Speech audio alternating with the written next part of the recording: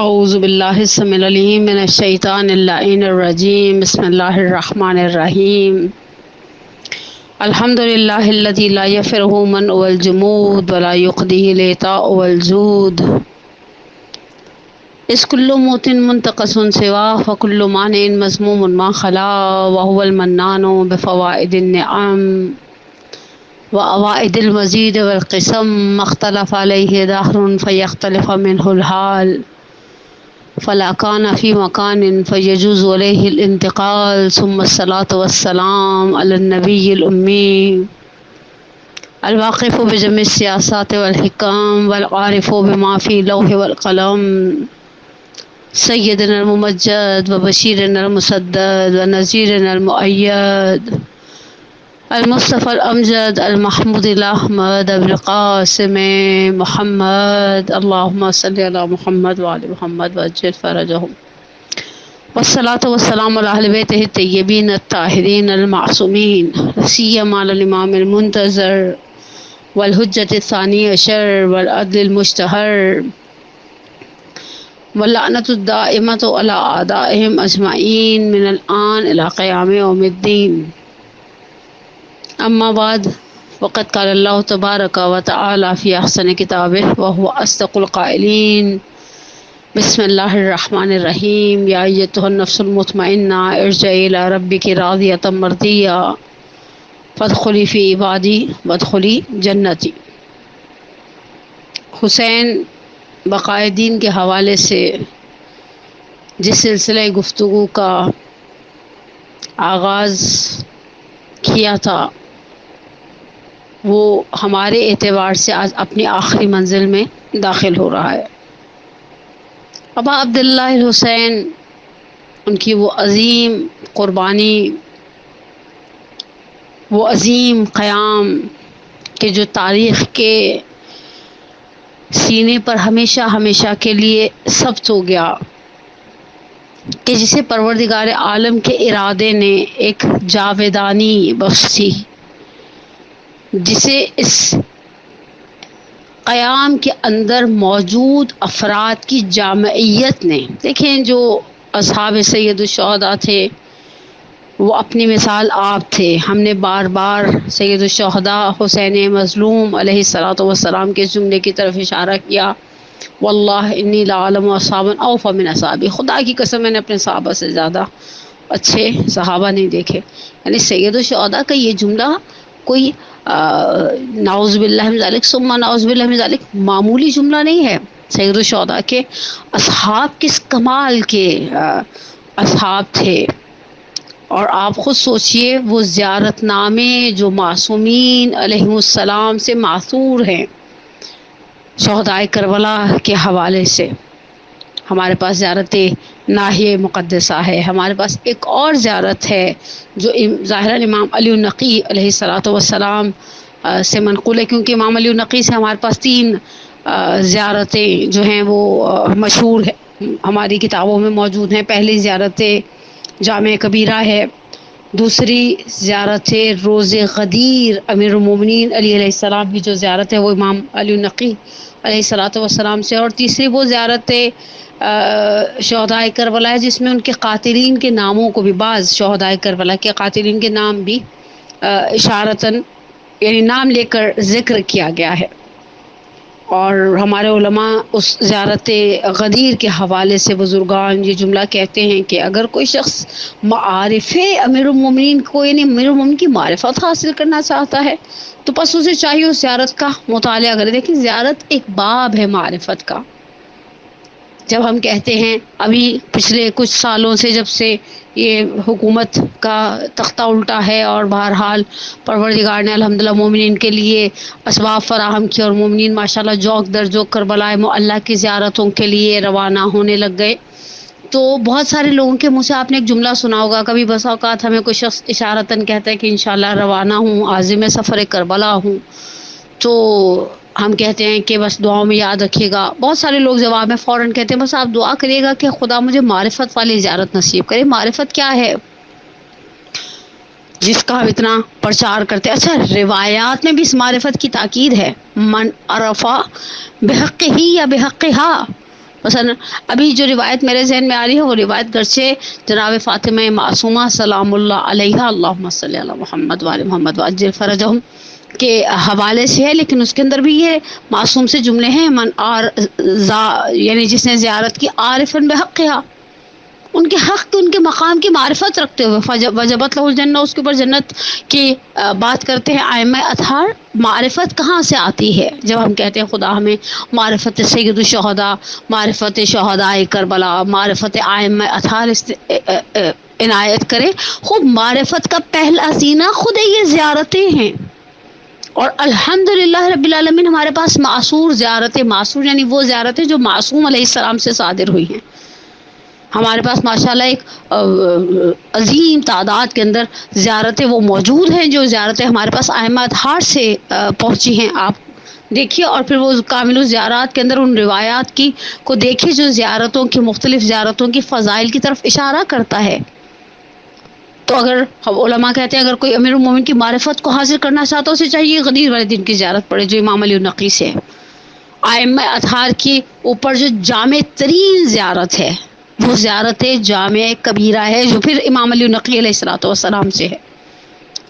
اور اس زیارت جامع کبیرہ کے حوالے سے پچھلے دنوں ایک شرح دیکھنے کا اتفاق ہوا، بہت ساری انوار ساتیہ لکھی گئی ہے شرح زیارت جامع کبیرہ، یعنی بڑی اچھی فیمس قسم کی کتابیں ہیں جو شرح زیارت جامع کبیرہ کے حوالے سے لکھی گئی ہیں۔ شاید ظاہراً سید عبداللہ شبر کی بھی ایک کتاب ہے زیارت جامع کبیرہ کے حوالے سے، اس کے اندر مرحوم مجلس الہ الرحمہ کے حوالے سے ایک جملہ استاد بزرگوار نقل کرتے ہیں کہ انہوں نے مکاشفے کے عالم میں دیکھا کہ وہ حرم سامرہ میں کھڑے ہیں، اور حرم سامرہ میں جب داخل ہوتے ہیں تو وہاں پر پہلے سے ہی ہمارے زمانے کے امام زمانہ اجل اللہ تعالی فرجہ الشریف روحی و ارواح العالمین لتراب مخدمہ الفدا۔ میں اس آخری جملے کی ٹرانسلیشن اپنی بچیوں کے لیے کر دوں، روحی میری روح، میری جان، و ارواح العالمین اور اس کائنات میں جو افراد ہیں ان کی جانیں، لتراب مخدمہ الفدا، ان کے پیروں کی مٹی پر قربان ہو جائے، ہماری حسرت ہم امام زمانہ پر فدا ہو جائیں۔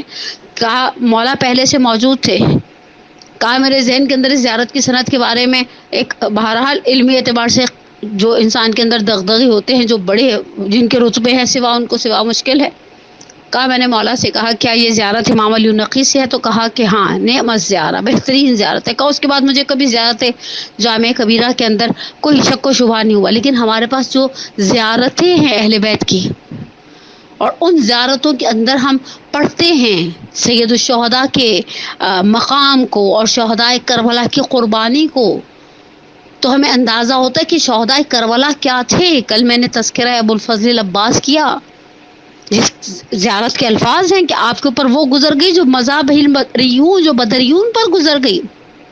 زیارتیں ہمیں بتاتی ہے نا کہ سامنے والے کا مقام، سامنے والے کی منزلت کیا ہے۔ جب ہم بلکہ ہم زیارت سے پہلے الحمدللہ ہم جسے دخول پڑھتے ہیں، اس نے دخول میں کہتے ہیں انت تسمع کلامی و تری مکانی، آپ میری آواز سن رہے ہیں، آپ میرے مقام کو دیکھ رہے ہیں۔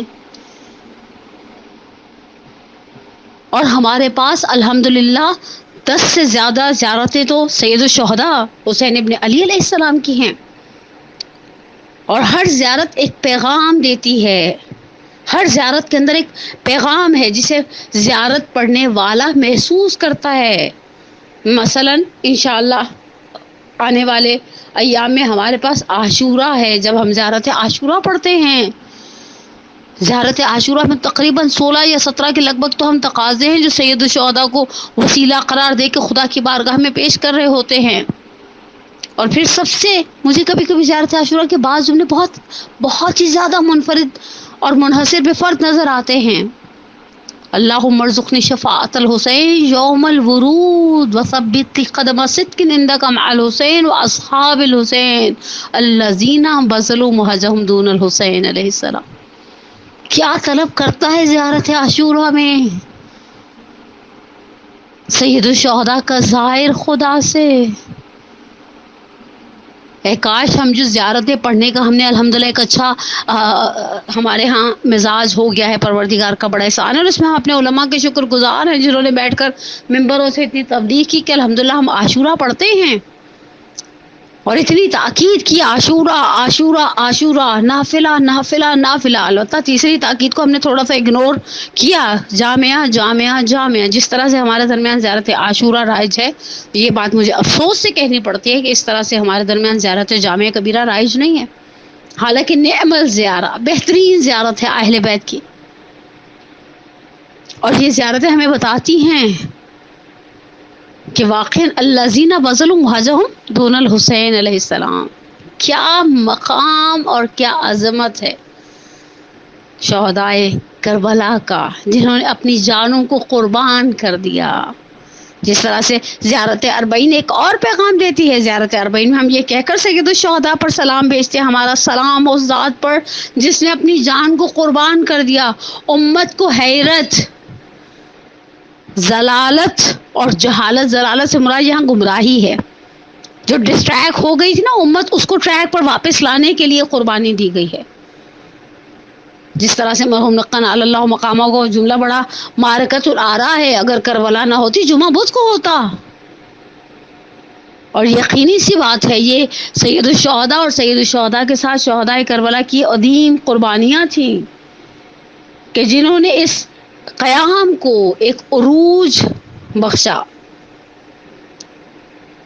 اور پھر ان قربانیوں کے اندر ہم بعض دیکھیں، جب ہم زیارت عاشورہ پڑھتے ہیں اور ہم جانتے ہیں کہ زیارت عاشورہ حدیث قدسی ہے، زیارت عاشورہ پڑھنے کی تاکید کس قدر ہے ہمارے پاس. ہم کہتے ہیں السلام علی الحسین وعلی علی ابن الحسین. یہاں علی ابن الحسین ہم سب جانتے ہیں سید الشہداء کے جتنے بھی بیٹے تاریخ میں ہیں نام ان کے علی تھے.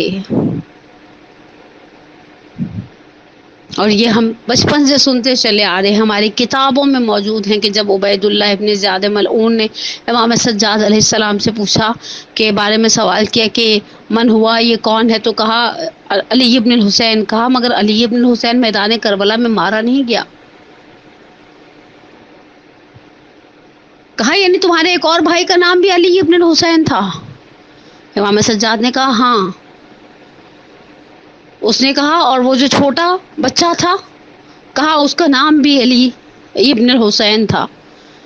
اب یہاں پر عبید اللہ ابن زیاد ملعون کو تعجب ہے کہ ایک شخص اپنے بیٹوں کے نام کس طرح سے مثلا ایک ہی نام کو بار بار دہرا سکتا اپنے گھر میں.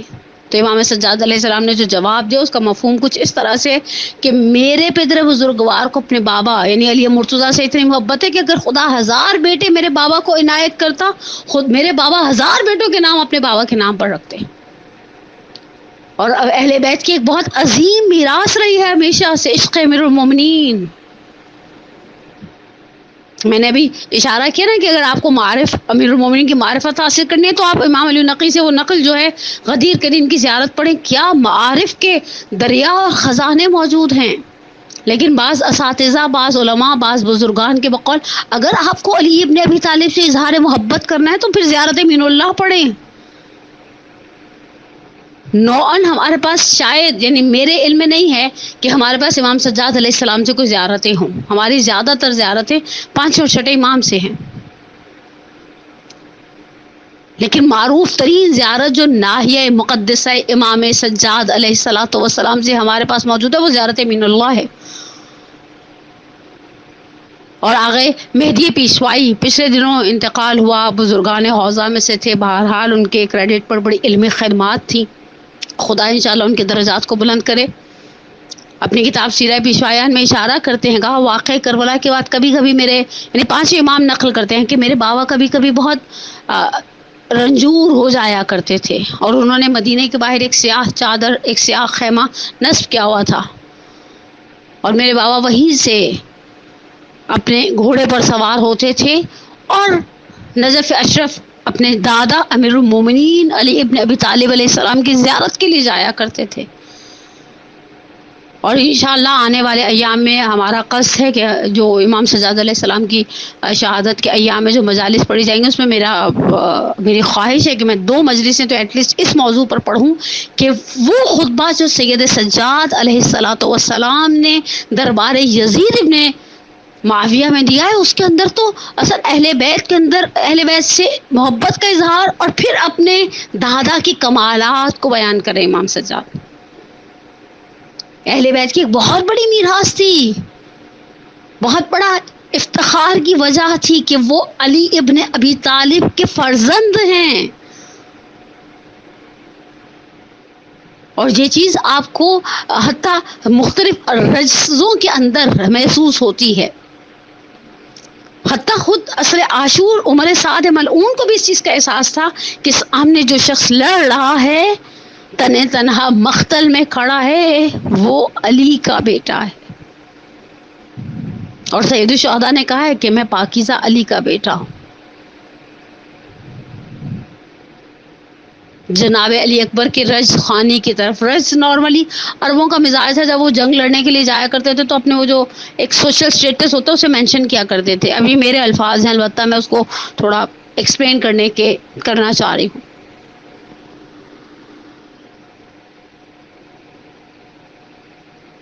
اور اس بات پر ہمیشہ اہل بیت عصمت و طہارت نے اس بات کو باعث فخر و افتخار اور عزت اور اعزاز سمجھا ہے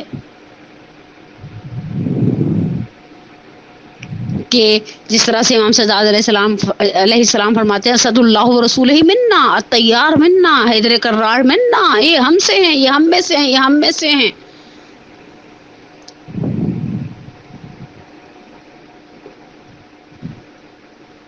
اور یہ واقعاً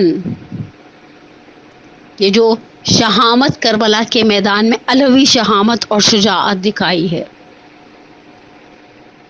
کس طرح سے امیر المومنین کی یاد کو زندہ رکھا ہے۔ لیکن سید الشہداء کے انصار، سید الشہداء کی اولاد میں وہ جب ہم کہتے ہیں السلام علی الحسین وعلی علی ابن الحسین، تاریخ کہتی ہے یہاں علی ابن الحسین جناب علی اکبر ہیں علیہ الصلوۃ والسلام، وعلی اولاد الحسین وعلی اصحاب الحسین۔ اور سید الشہداء کو اپنا یہ محروب پیارا بھی بہت تھا۔ علی اکبر سید الشہداء کی نگاہ میں ایک خاص مقام رکھتے تھے۔ مرجع بزرگوار آغا شہاب الدین مرعشی نجفی اعلی اللہ مقامہ، ایک زمانے میں آستان مقدس معصومہ سلام اللہ علیہ سے ایک نیوز پیپر تو نہیں کہا جا سکتا، نیوز پیپر کی نسبت بہت چھوٹا سائز تھا، لیکن ایک پیپر ڈسٹریبیوٹ ہوا کرتا تھا، اس کے اندر چھوٹے چھوٹے سے علماء کے واقعات، حضرت فاطمہ معصومہ سلام اللہ علیہ کی کرامات نقل کی گئی ہوتی تھی۔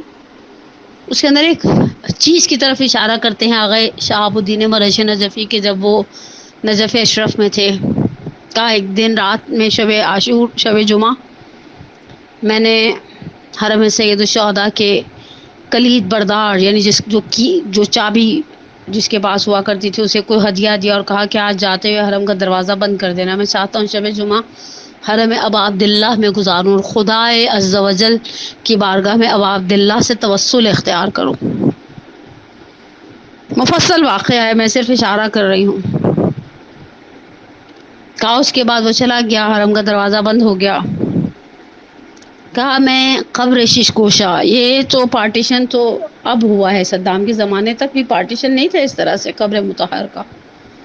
کہا میں قبر شش گوشہ کے گرد طواف کرنے لگا، اور طواف کرتے کرتے میں نے اپنے آپ سے مخاطب ہو کر کہا شہاب الدین، تم نے خدا کو تو آج کی رات خدا کی بارگاہ میں توسل کے لیے حسین کو منتخب کیا ہے، کیا تم نے سوچا حسین کو کس کا واسطہ دو گے؟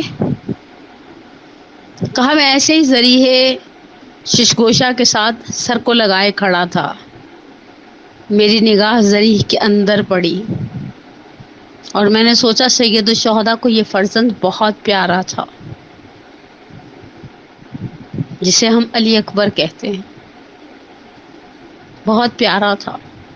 میرا دل تھا میں کچھ جملے اس شہزادے کی مادر بزرگوار ام لیلا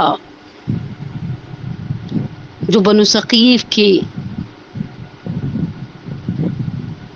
ایک صاحب کمالات معظمہ تھی، مقدرہ تھی، کچھ جملے اس شہزادی کے حوالے سے کہوں۔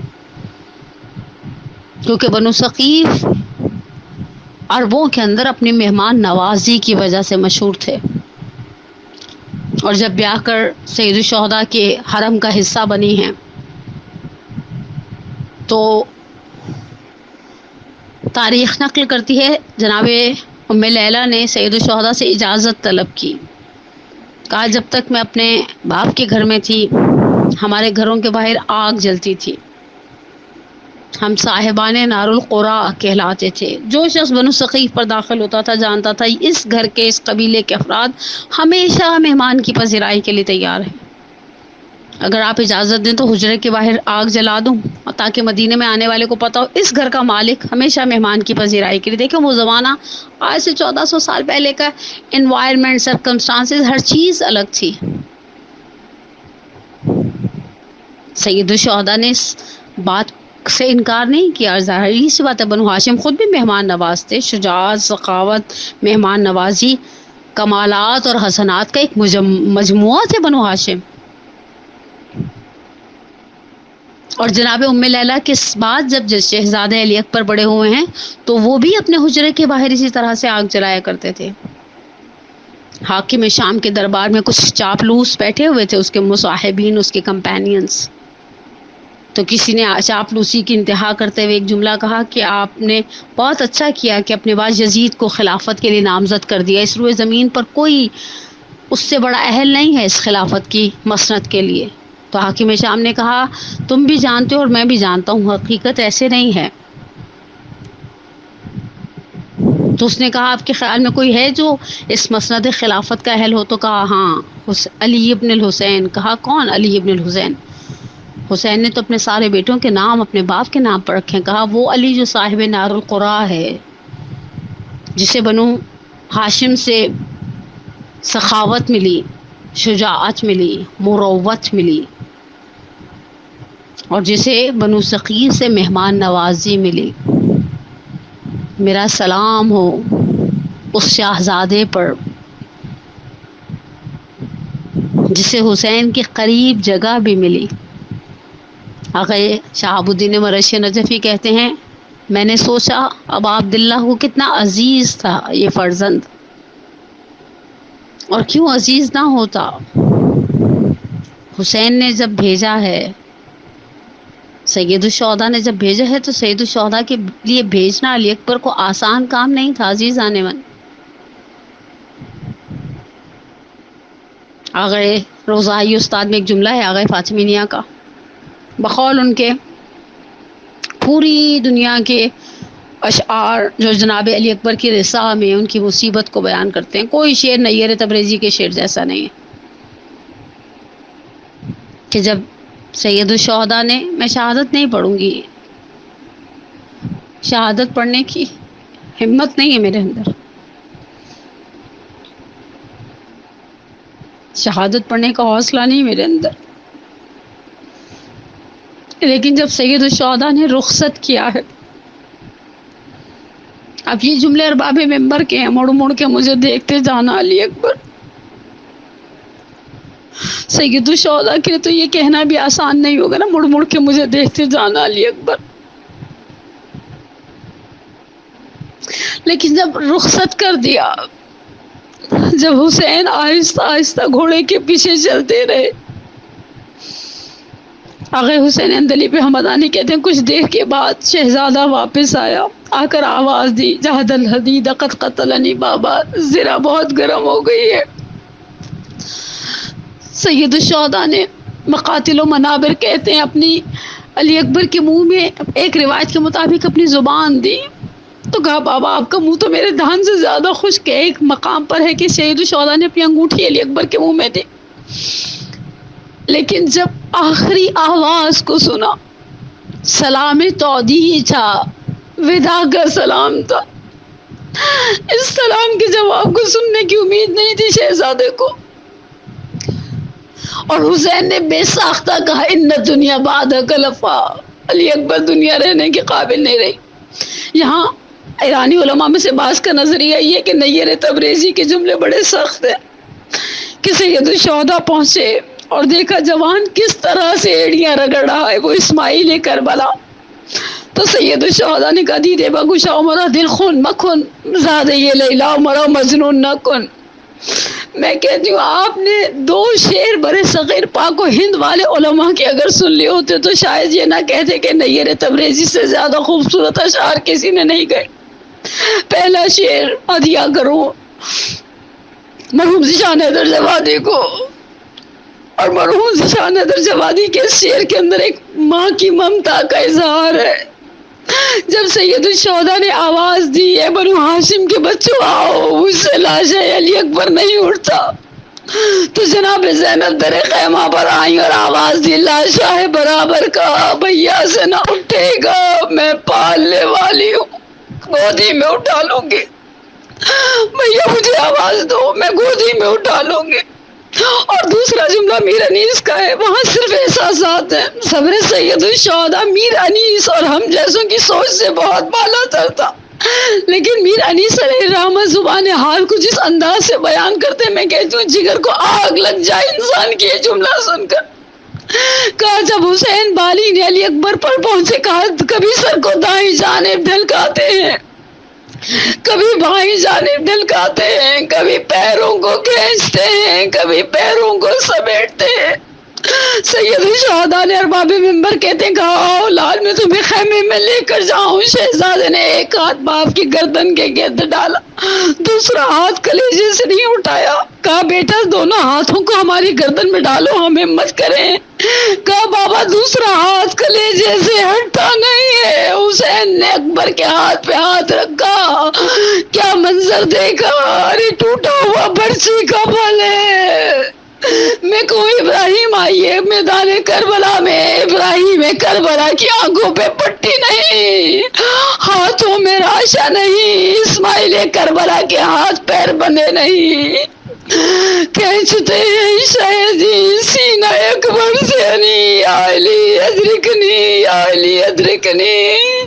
ارے جب ایک ہاتھ برسی پر رکھ کر کھینچنا چاہو مجھے نہیں معلوم اس کے بعد کس طرح سے حسین نے سہا. میرا آخری جملہ رجل کو بل اللہ بقال میر انیس علیہ الرحمہ کے فرماتے ہیں بے چین ہو تم، دل میرا گھبراتا ہے بیٹا، بے چین ہو تم. وَسَيَعْلَمُ الَّذِينَ ظَلَمُوا أَيَّ مُنقَلِبٍ يَنقَلِبُونَ. نسألك اللهم أن ندعوك باسمك العظيم الأعظم العزيز الجليل الأكرم. اللهم إني أسألك بحق فاطمة وأبيها وبعلها وبنيها وسر المستودعين فيها أن تصلي على محمد وآل محمد. پروردگارا تجھے سید الشہداء کا واسطہ اور سید الشہداء آپ کو آپ کے محروم کا واسطہ.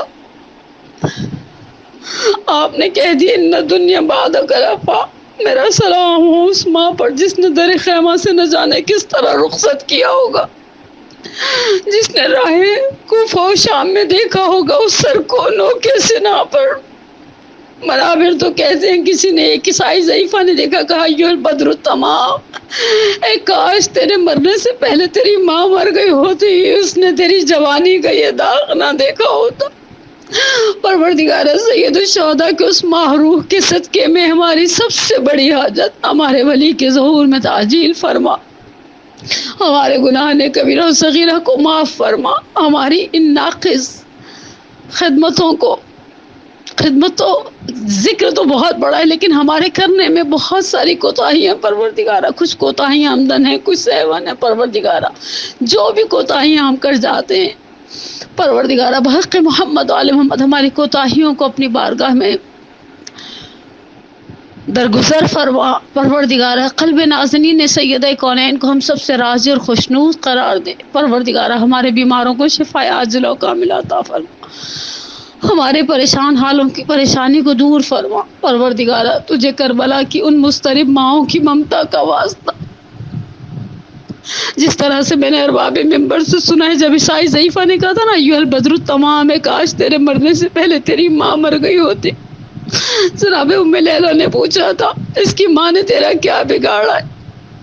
کہا مجھ سے نہیں دیکھا جا رہا یہ سر، ماں نے دیکھا ہوگا مر گئی ہوگی. تو ام لیلہ نے کہا ماتم تو یہی ہے، جوان مر گیا ہے، میں اس کا سر دیکھنے کے لیے نوک کے سینہ پر زندہ رہ گئی. پروردگارہ وہ مائیں جو اپنی اولاد کی کسی بھی پریشانی میں مبتلا ہیں، الخصوص ایک مومنہ جو مد نظر ہیں، بہت ہی مولائی عزادار مومنہ ہے، پروردگارہ اس مومنہ کی پریشانی کو، ممتا کی بے قراری کو قرار میں بدل دے۔ پروردگارہ ہمارے مرحومین کے الخصوص مرحومین مد نظر الخصوص میں اپنے مرحوم والدین کے لیے دعا گو، پروردگارہ ان کے کبیرہ صغیرہ گناہوں کو معاف فرما۔